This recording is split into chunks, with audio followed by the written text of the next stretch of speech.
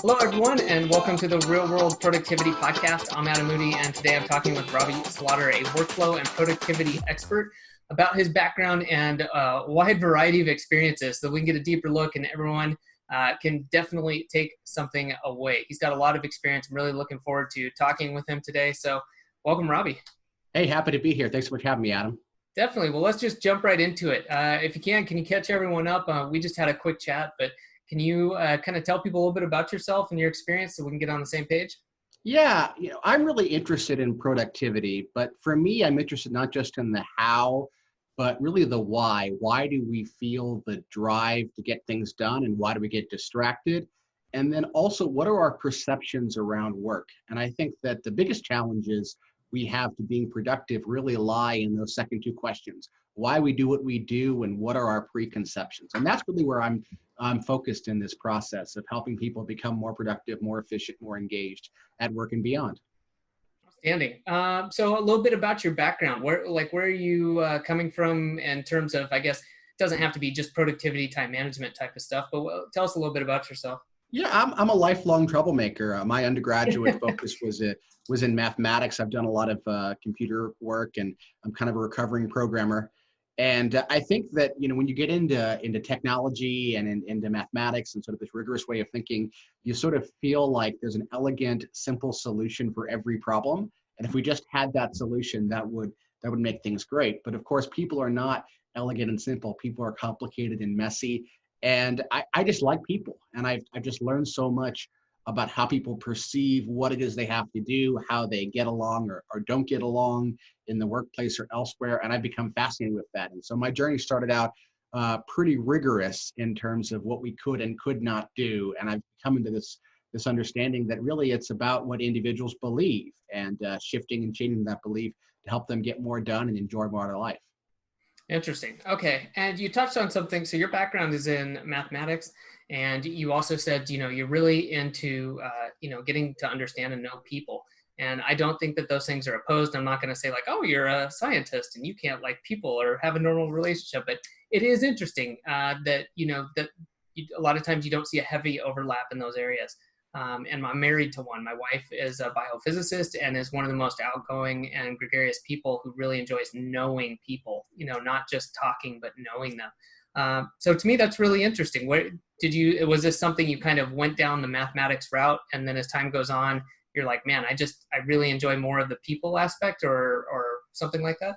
Well, I think that I learned more from watching people struggle with math problems, struggle with computer systems, struggle with interfaces than I did in the process of designing and solving those problems. I had a job at Microsoft many, many years ago working in user experience on a Microsoft project. And I was fascinated because I thought that, designing the software that I worked on, that to me was interesting. But when we got in the usability lab and watched people try to use it, my mind was totally blown, because the way that people interact with the software application and the systems that we had built completely unmoored me. I just had no idea that people would see it that way. And that very much shifted my perspective. I began to think about, what is this experience of being an end user or being an individual coming into a complex environment, just trying to get something done. And no matter how much we try to design up front for the ideal case, it's really the end reality where the rubber meets the road that has much more of an impact on our experiences. Interesting. Okay. Well, I'm going to circle back to what you talked about at the very beginning about the why of productivity, but I do want to cover something first, because while I was looking through some of your material, I thought it was really interesting. I think it's a book you have. Correct me if I'm wrong, but you're talking about failure, and how you make mistakes, and you're going to continue to make mistakes, and I think that many of us, myself included, are guilty of trying to be perfect, or we're afraid to publicly admit mistakes. I guess what made you, since I think it was a book, right? Am I mistaken? Yeah, I wrote a book called Failure, the Secret to Success. That's it. Okay, so what made you kind of take a different tact? Because I would say that there's not a lot of people who have written a book that are saying, hey, failure is the way to go. That's right. Well, I think first of all, the big thing was just sort of discovering how much that is part of the private struggle. Whenever you create something for other people to use or interact with, most of the time you'll never see that person doing it. If you're the IKEA furniture designer, you will not see the thousands upon thousands of couples who will fight to the death over your design. And Yeah. yet that's really the essence of creating a furniture design, is how people put it together, how they enjoy it in their space. And so most of human experience is very often these private struggles, these difficult failures that we don't talk about. And so much of who we are is about how we learn to do things. And in fact, really all success is just a series of failures. That's a famous quote from Winston Churchill: success is going from failure to failure with great enthusiasm. But if you learn to ride a bike, that means you fell down a whole bunch. If you learn to play an instrument, that means you sounded terrible for years and years. It's really about getting through the failure process to become good at something. So I'm not going to tell you to reveal everything in your book, but as someone, I haven't had the chance to read it. Can you tell us a little bit more? Because I am curious.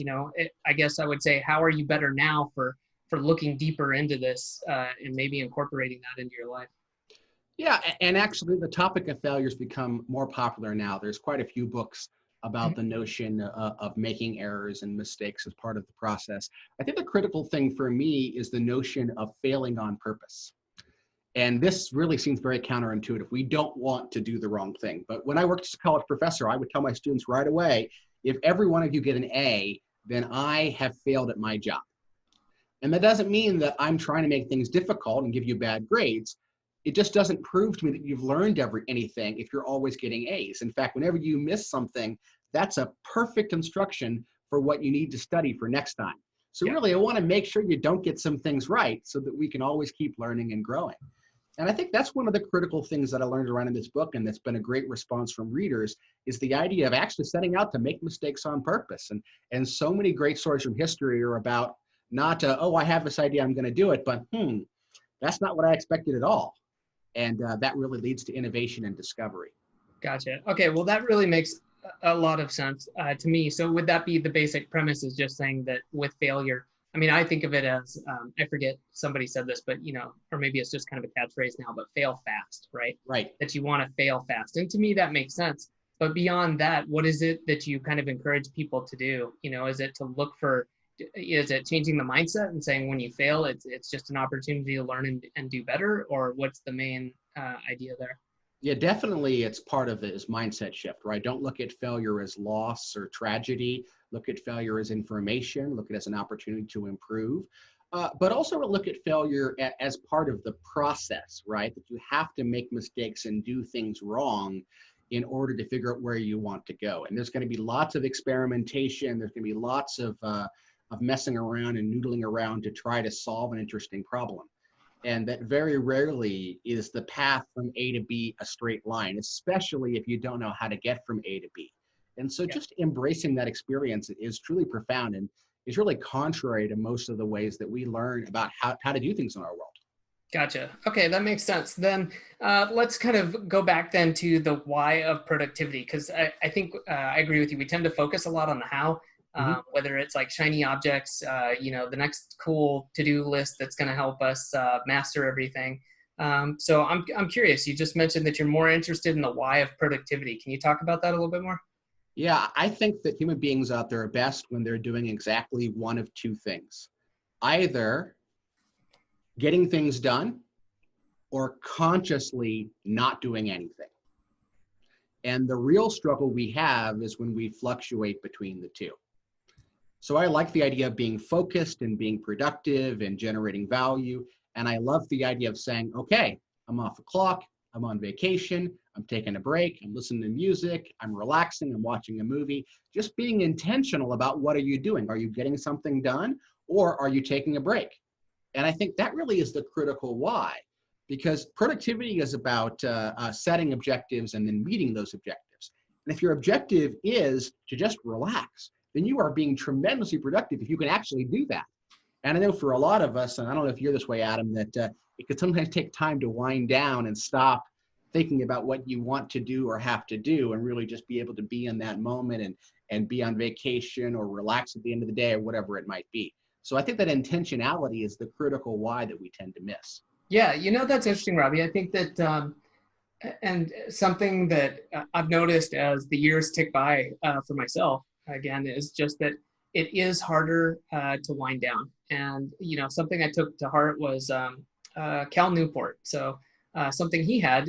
Obviously he's got some great books, but he also had a blog post about how he kind of ended his day. And I thought it was really good because I brought this up with some other people and they're like, well, that's kind of weird. And all it was saying, check your calendar, check all your to-dos, just get all that stuff out of your head, put it in your system so you know you're ready, and then tell yourself you're done for the day and get out of your office and go. And I thought, you know what, I'm going to try this. And sure enough, it worked. And I think it's also a mindset, kind of a mindset shift thing.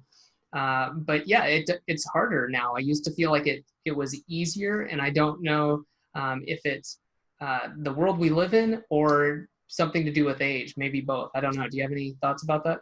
Yeah, I think part of it is both. So certainly we live in a very stimulated world, and as we grow older, we grow in responsibilities and we grow in our realization of opportunities, and in reality, we become more aware of a limited time we have to do the things that we want to do.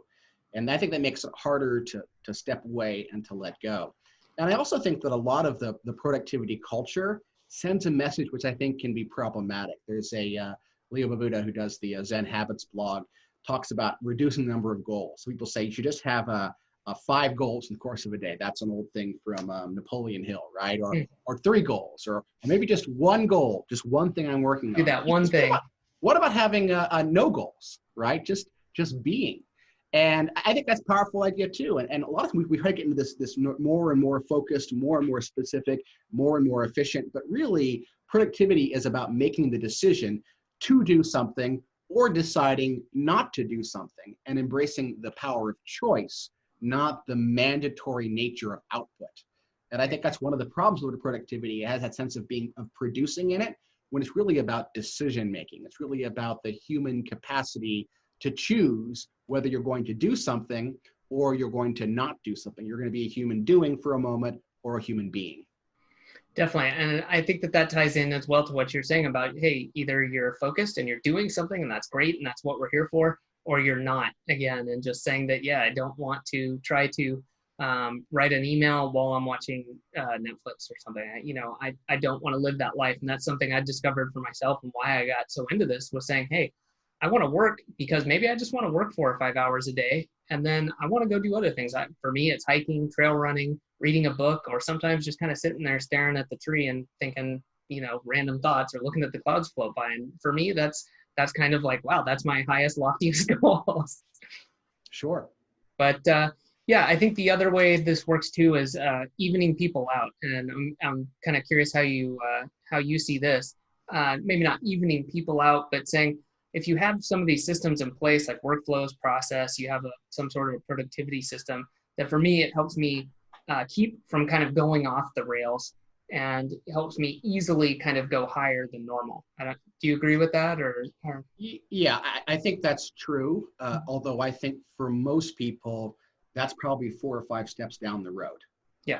And I think what a lot of people tend to do, they tend to get a David Allen book, or they go to a Franklin Covey class, and then, okay, I've got this system and I'm going to adopt this system, I'm going to follow it, and everything's going to be great. But that really doesn't work, because that system was designed by a person, and that system works well for that person, but it doesn't necessarily going to work well for you. And you haven't been through the entire experiential process of getting to where they are for that system.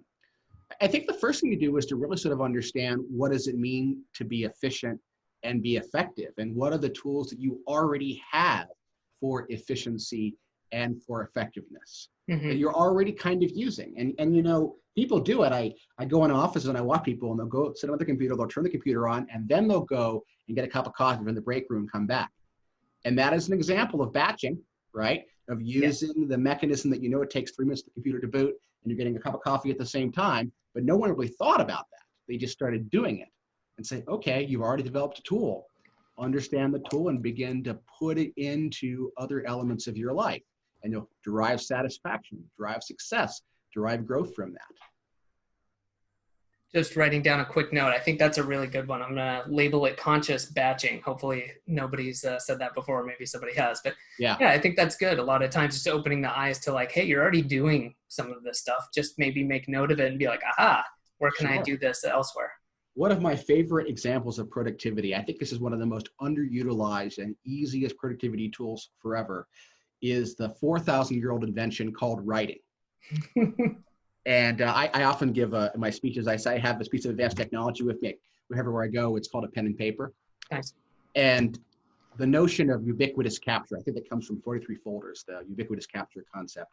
The idea that you can write things down and take them out of your mind, that is a tremendously powerful tool for productivity.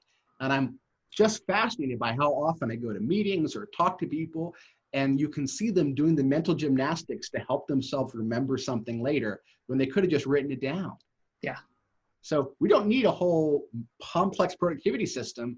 We just need to start thinking about, hey, how can I write things down? How can I, what did you say, consciously batch things, right? Yeah. How can I take a moment to understand how the system works before I begin to get something real complex and advanced? Definitely. Yeah, I agree. That's really good. It's a habit I've been working on, is trying to find a good way to carry something with me. And like, for those of you who are not here with us, you can't see it, but the little notebook that Robby had, I don't know what, it's like an index card size roughly. So it's, yeah, it's called a jotter. You can buy them, you know, from any store, but people use index cards. It doesn't really matter what you use, yeah. But I think that paper and pen are essential because you can use your phone, but you get distracted. People think you're texting, whereas pen and paper, it improves the relationship because then you are writing down what the person is saying. And it also creates a connectivity to the information and the task at hand. So yeah. It's low tech, but it's high power. Definitely. And you may know, or I would assume you probably know more about this than I do. I've just heard anecdotally, I never looked into the science behind this, but that just the act of writing while you're doing or learning kind of helps reinforce that. And I assume that's just kind of the two modes of like you're inputting information in your brain, but then you're actually having to transform it and do something. Yeah, so there's actually two phenomena there. So one is the kinesthetic effect, right? Which is the idea that emotion that is combined with a learning experience can create a stronger memory about learning experience, right? And so you can do this yourself. So if you want to study a topic that you don't normally study, find a different place to study it in. So if you want to learn a new language, don't sit at the same desk you always sit at. Find a new, unusual place to sit just to study that language. And it will create a little more effect in your mind. And the second element is actually called the Zeigarnik Effect. And I talk about this in my new book. It comes from a woman named Zeigarnik, who was a psychology researcher in the 1920s. And she discovered that when you're at the restaurant and the waiter comes by and takes your order, once they have dropped off whatever it is you ordered, they have no idea what you selected. Mm-hmm. They can't remember anything about the details. And you know, you go to a restaurant and waiters will have this incredible memory for who had the sauce and who was dairy-free and who was getting the extra options and who had the Diet Coke. But when they come back, they forget it all once it's all dropped off. And it's this notion of mental weight, right? That if you have to remember things, you're constantly being held down by that information. And once you can let go of it, either by doing the task or by capturing it on paper, it no longer weighs you down. It provides additional clarity for you to focus. And there's just tons of good data about how effective it is to get things out of your head and into a place where either they're done, you've handed off the food, or it's written down and you can forget about it. Definitely. Well, I love that. And I'll just chalk that up to another one. Anyone who's interested, grab a notebook and start carrying it with you. It's been big for me. And yeah, I agree. And also, if anyone wants to look that up, I'll put that in the show notes. It's Zeigarnik. I always mispronounce it. Zeigarnik, I think. Zeigarnik, I believe, is the correct Russian pronunciation. Yeah, I was like, but yeah, really interesting fascination, kind of the open loop, closed loop type of idea. And just, yeah, really interesting how you can use that. And it doesn't, because sometimes it presents itself obviously as a detraction or a negative, but it can be used to good effect as well. So cool. Well, we've talked about the why a little bit. So a lot of people I talk to and who are going to be listening to this, work in small businesses, or they want to start a business for themselves. So you deal a lot with workflows, and like we gave one example of kind of the batching the tasks. So I guess what would you tell someone who's coming into this and they've got a small team and maybe they're getting that point where they're feeling maybe a little bit overwhelmed? Is there any good starting points if they're not someone who's quote unquote like into productivity? Yeah, I love the question, and absolutely there are a lot of things that I'm surprised how infrequently people do. A good example is the size of your computer screen. I will go into offices, visit small businesses, and they'll have this tiny little 15-inch monitor. And every study that's ever been done on screen real estate, the amount of size of your screen, shows just tremendous improvements in productivity by getting a larger screen or getting multiple screens and adding them on. And the cost is minuscule. It's a couple $100 for a screen. You can do the math yourself. It'll pay for itself in weeks. It's an incredibly effective technique. You can do things like change the culture, right? So if your office has an interruption culture, right, where people interrupt each other all the time, you can say, hey, let's try not to interrupt each other, right? And so I think Jason Fried likes to say they have no meeting Fridays, or they'll have systems where you put yourself on Do Not Disturb, take yourself to a conference room, go to a coffee shop, just work for periods of time in which you choose to be uninterruptible. Again, it's a very small change of a huge impact. Speaking of computers, I'm also amazed how often people operate on computers that are 5 or 7 years old. And you get a new computer and it's fast. You know, it opens Windows instantly. You can search at light speed, and you'll be amazed how much time you're wasting moving around, making things happen. Even learning keyboard shortcuts. You know how much time you spend every day hicking your hand from the keyboard to the mouse to the keyboard to the mouse? Most small business owners spend a lot of time on the computer. And if you're going from keyboard to mouse constantly, if you just learn a few keyboard shortcuts, you can dramatically improve your day. And these are all things that are not hard. You don't need any expertise to do. You don't need to buy any books, take any classes, but you need to say, hey, I'm going to try that, even though it doesn't sound like it'd be that impactful, because it really is. Yeah, I totally agree. And I'll just use to back up what you said with one example for Gmail, you know, just using the shortcuts in that and finding out, oh, they have one button shortcuts for things like archiving emails or, you know, any deleting, things like that. So you can just fly through your emails. Yeah, and Gmail is a great example. So all you have to know if you're listening to this podcast is when you're in Gmail, press the question mark button and all the shortcuts will pop up. Don't try to memorize them all, just notice that. And then once in a while, jump in and learn what you can press to go forward and back and archive the message, etc. And don't stress yourself out memorizing those shortcuts. Just look once in a while. Yeah. And you'll be amazed how fast you move. Yeah, or find the 2 that you think you're going to use, because that's like me. I just have 2 or 3 that I use. I can't even remember the other ones. Although I'm writing this down. I didn't know you could press question mark, so there we go. I'm glad you told me. Okay, so that's kind of a business owner tip. Is there anything at kind of a larger scale as far as managing? You know, once you get into maybe dealing with a few people, is there anything you see that causes inefficiencies in the sense of, I guess, just once you start to grow a team? Well, I'm actually going to call you out, Adam, because one of the words you just used is a great example of perception, which is one of the elements. You talked about dealing with people.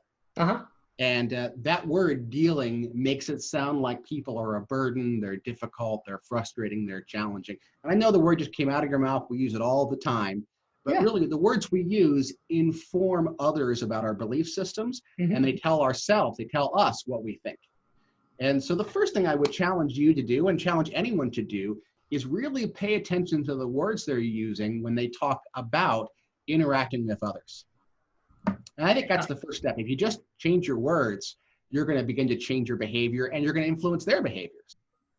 Now, beyond changing your terminology, I think one of the best things to working with a team is to really try to reduce the amount of control that you exert over them.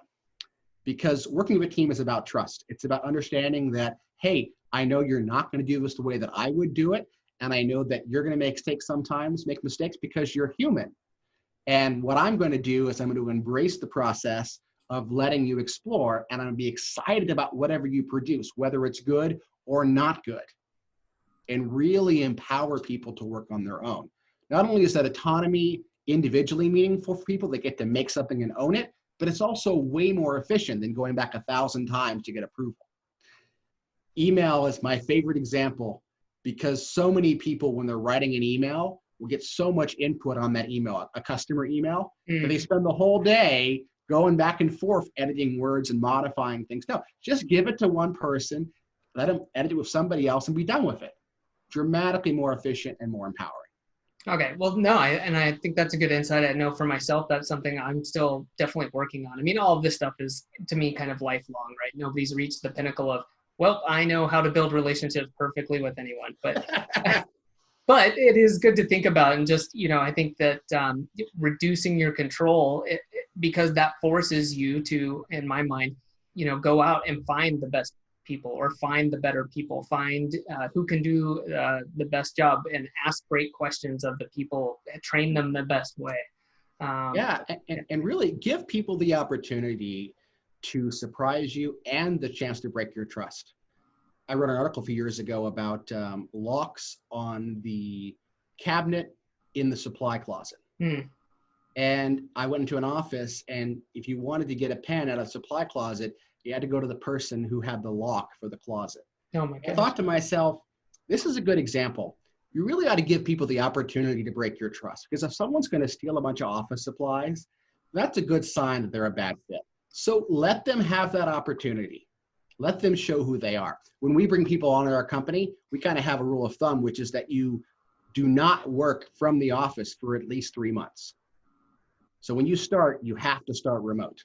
Oh, wow. And really the purpose of that is to encourage people to explore and be productive and figure things out on their own, rather than sort of showing up and copying somebody else, even mistakes that we're making. Because if you can be productive, if you can generate value, if you can do interesting things on your own time, then you definitely can be part of the organization. But if you have to come in and you have to copy somebody else, you have to kind of, have FaceTime, and that's your whole system, you're probably not going to be a strong fit. Gotcha. That's interesting too. And like you said, the chance to break the trust, obviously, by the time you've hired them, they're probably past the point where they're going to turn out to just be horrible. But there is that opportunity that they could just kind of go off the deep end, and you'd say, well, okay, we dodged a bullet by, finding that out sooner rather than later. Sure. Wow. Okay. So I'm kind of curious from your point of view, since you spend a lot of time working with people and working with their systems. So what do you commonly see the problems when they're starting a business? I guess just overall, I'm kind of interested in this because I don't generally work with people when they're starting their business. So I'm wondering if you have any insights on that. Well, I think the biggest thing people do when they start a business is they don't really think about what they're doing in terms of it being a business, but rather it being an activity which they feel they're good at. Gotcha. Yeah. So there's an expression which I love, which is that if you have products and services and expenses, but no customers, you have a hobby, right? Yeah. But if you have customers, but no products and no services, you have a business. Fair enough. That is a good one. and really the purpose of a business is not just to make things. The purpose of a business is to create customers, right? To create customers. And what I mean by that is you want to do something which draws people in some way to be excited about whatever it is you have to offer. And a lot of people say, well, I'm good at something, so I'm going to start a business doing that. Like, well, you're really just a freelancer, right? That's not really a business. And that's not a bad thing to do. You'd be very happy doing that, but it's not really a business.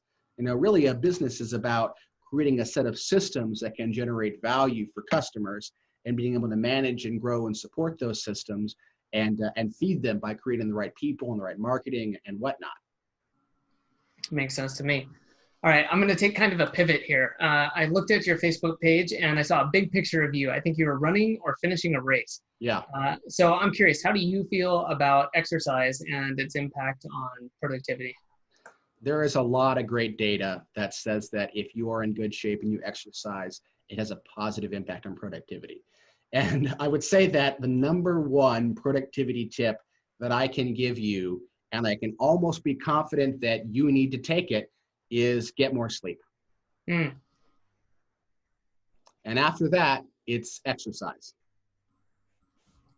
And after that, it's eat better. And we haven't even got to anything about, time management techniques or folders or email systems or whatever, right? Yeah. So absolutely. And one of the things about exercise, which is really fascinating, is how mental it is, right? I don't know if you ever heard of this this phenomenon when you allow yourself to do something that's called moral licensing. So the way moral licensing works is it says, okay, Adam, I'm making the commitment. I'm starting a brand new diet. Monday, new diet's gonna be great. And just to reward myself for this decision, I'm having ice cream tonight. Yes, I'm familiar and guilty. So Yeah. yeah. So the way this works is that in our mind, when we make what we believe to be a good moral decision, then that gives us license to make a bad moral decision to balance it out, right? And so exercise is very much a part of this, right? So if there are things that we want to do, but we don't feel are good to do, if we've exercised first, then we feel better about doing those sorts of things. And that really allows us to have a better self-concept. So if you want to eat that candy bar, but you've already exercised, then the candy bar won't feel as dissatisfying afterwards. You won't feel as guilty about it. So just using the moral licensing to your advantage by understanding how these things work is very powerful. You need to run 100 miles a day. You just need to have a process in place. Definitely. Okay, that makes sense. And I guess the same thing would apply to, in my mind, to eating. You know, hey, if I had my 3 servings of vegetables early in the day, then hey, I can, have some chips and dip or something like that. And not Right, feel, right. yeah. Cool. Okay. Well, do you have anything, that you would tell other people who maybe find this difficult, where, they're having a hard time, especially right now? I would imagine that this is difficult for people to maybe get into exercise or to be eating the way they know they should be. Yeah, I mean, accountability is huge. And I think that one of the best ways to be accountable is with people who are focused on accountability and not on the relationship they have with you. So You might how, have a spouse or a friend or a person you're in a close relationship with who you want to ask to be your accountability partner, and that can work. But it's even better to find someone with whom you don't have that kind of relationship, who can call you out and challenge you and inspire you and excite you, and you can do the same for them. So working with a therapist or a coach, or even using some of the random services. I use a service called FocusMate, and this is an online virtual co-working service. So you go to FocusMate, you sign up, and you pick a time slot, and it pairs you with a random person for a video session, and you work with them as if they're in the room for 45 minutes. And it's an amazing aspect of human behavior. You don't know this person. They're from anywhere in the world. And yet, because someone else is on their screen working, you're more likely to work. And it works way better than having a friend in the room, because you're not going to chit chat with this person. You're going to focus on what you have to do. So I think that accountability can really be powerful, especially if it's someone with whom you don't have a personal relationship. Gotcha. Okay. Well, that's great. I'm gonna have to check that out. That sounds interesting. I'm not gonna lie. I'm a little thrown off, but I have heard of this before. So I'm curious if anyone listening has done this. Please, if you're listening to the podcast later on, leave a comment. I'm curious. And I assume it's probably FocusMate. Is it FocusMate? FocusMate.com, yeah. Okay. Yeah, definitely. All right. Well, I've got 2 more questions, what we have time for. And so this last one, you've got a pretty, again, varied and experienced background. So if you could go back in time 5 years, with perfect hindsight, what would you tell, 5 years younger Robby? Like, hey, either start doing this, stop doing this, something like that. What would be your advice to yourself? Not counting stock tips? No. Nothing from Back to the Future or... I think that what I would tell myself is that right now, you're probably realizing how silly it was to worry about things from 5 years ago, which means whatever you're worrying about now, is it really going to be an issue in 5 years? And I think that's something that's become a lot really powerful in my life personally, is how many problems that I have are going to be problems in 5 years. And I'm at a point right now where virtually none of the problems I have are guaranteed to be problems in 5 years. Yeah. And that really feels very freeing to realize, because there's a lot of stress sometimes with things that are happening. But if that stress is really about this moment and these choices and these opportunities, but not about the arc of my life, then I'm choosing it. I'm not stuck with it. Now, that isn't always true. Sometimes we have stresses that we know will be with us. Mm-hmm. But a lot of the times, the things we're focused on just don't matter that much in the long run. And realizing that, I think, can give you better perspective. Yeah, that's great. The more true that becomes.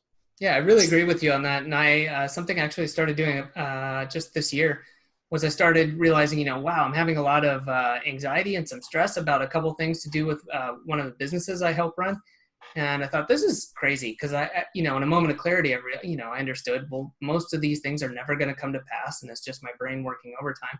So I actually started a little section in a notebook and just said like, okay, every time like one of these kind of outliers pops up, I'm going to write it down. And then every quarter I've just got a calendar event like, hey, go back and look through that. How many of those came to pass? So yeah, that's become part of my quarterly review. So if anyone else out there is like me and you get those crazy thoughts, like start writing them down, and you can get to that point, I think, where you don't worry so much when you realize that, yeah, 99.9% of the stuff you think about will never happen. Right. Well, the last question I've got for you today, what book or piece of media, it doesn't have to be a book, do you find yourself recommending the most to people these days? Oh, wow. That is a great question. What do I recommend the most to people these days? My favorite movie of all time is Raiders of the Lost Ark, and I will recommend that movie at the drop of a hat. But mostly for a variety of narrative structure reasons. But I think that, lately what I've really been encouraging people to do is to start and quit media. We have this culture that says if you start it, you need to finish it. I want to binge that show. I want to see what happens. And I've been encouraging people, turn a show on, open a book, set the alarm on your phone for a specified number of minutes, maybe 10 minutes for a show or half an hour for a book. And when it goes off, no matter what, stop what you're doing, stop right there and say, do I really want to finish this? I really like that. I think that that's a great idea. For me, I've had that problem with reading books where I feel like, well, I've started, I need to finish this with no reason behind that. It's just, what you're supposed to do. It's the sunk cost fallacy, right? And it affects almost everything we do. Well, I've already spent all this money. I might as well keep going. Yep. And they're like, nope, you can just stop digging and go on into greener pastures at any moment. That is an option. That's right. Oh, man, that's great. I like that. All right, so we got Raiders of the Lost Ark, and I'm going to put it still under your book recommendation as being okay with stopping. Try reading for 30 minutes and saying, hey, if this hasn't grabbed my attention, move on, find something else. Yeah, absolutely. Very cool. Well, Robby, I know you mentioned you've got a new book coming out. And so first of all, I really appreciate you sharing everything that you did today. But obviously, what is the book? We didn't have a chance to get into that. Yeah, it just came out at the end of last year, and it's called The New Science of Time Management. You can get it on Amazon and various places. And this book is really the culmination of a lot of research that I've done into very current trends in social psychology about how the brain works and how we perceive and understand time. And most time management books are pretty much, here's a system, or here's how you should block your time. This book is about the emotional impact of what you have to do. If you think about your schedule or your responsibilities or your life, you have emotional reactions to everything. Either you're excited about it, you're nervous about it, you're looking forward to it, you're dreading it, whatever it might be. And if you're just aware of the emotional impact of your tasks, then you can predict what's going to happen. If you give yourself a whole bunch of depressing things to do, you're going to have a terrible day. But if you give yourself a whole bunch of high energy things to do, you're going to be so keyed up you can't sleep. So planning what you have to do over the course of the day or the week or the month based on the emotional impact can really transform what you do, and being aware of the psychology that affects us all. Very cool. All right. Well, I am going to check it out. So I encourage other people, if that sounds like something good to you, like it does to me, to go and check that out. I will put the link in the show notes. So thank you again so much for your time. But in general, if people want to find out more about you, where's the best place to do that? Yeah, you can look for me online. Robby Slaughter is my name all over the place. Our company's called Accelwork, ACCELAWRK. But always happy to chat. Drop me a note, send me a tweet, whatever you like. Awesome. Thanks again, Robby. Happy to be here. Thanks for listening to this episode of the Real World Productivity Podcast. If you know someone that would enjoy this episode, please grab the link and send it via email, message, or whatever means works best. Now, if you're looking for more ways to increase your productivity, time management, and team building skills, be sure to go to productivity.academy/resources to find out what tools, cheat sheets, and services can get you started and make the most impact right now. For those who want to make fast changes and want to save dozens of hours, I highly recommend joining the 14-day Productivity Foundation Challenge at productivity.academy/foundation challenge. This 14-day challenge takes minutes per day, but will help you develop or improve your daily review to get more done with less distractions and loss of focus. You'll also get over-the-shoulder directions for setting up an automation to save dozens of hours and the process for deciding what else you should automate and how to do it. And if you're serious about continuous improvement and you know that productivity, time management, and team building will impact every area of your personal and professional life, join us in the Growth Automation membership. Find out more at productivity.academy/join.